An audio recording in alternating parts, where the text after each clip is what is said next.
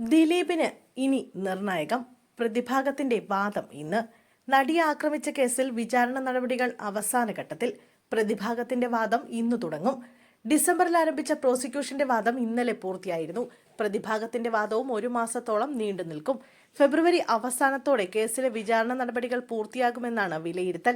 കേസിൽ പ്രധാന പ്രതി പൾസർ സുനിക്ക് സുപ്രീം കോടതി നേരത്തെ ജാമ്യം അനുവദിച്ചിരുന്നു. കേസിൽ നടൻ ദിലീപ് ഉൾപ്പെടെ 9 പ്രതികളുണ്ട്. നടൻ ദിലീപ് കേസിൽ വിചാരണ നേരിടുന്ന 8ാം പ്രതിയാണ്.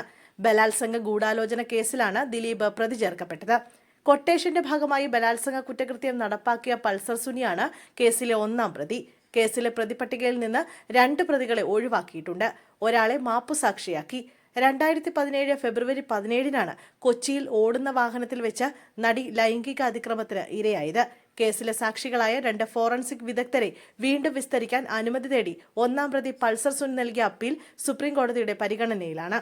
പ്രധാന സാക്ഷികളെ വിസ്തരിക്കുന്ന സമയത്ത് താൻ ജയിലിൽ ആയിരുന്നതിനാൽ അഭിഭാഷകനോട് കാര്യങ്ങൾ സംസാരിക്കാനായില്ല എന്നാണ് പൾസർ സുനിയുടെ വാദം. ഈ ആവശ്യം നേരത്തെ ഹൈക്കോടതി തള്ളിയ സാഹചര്യത്തിലാണ് സുപ്രീം കോടതിയെ സമീപിച്ചത്.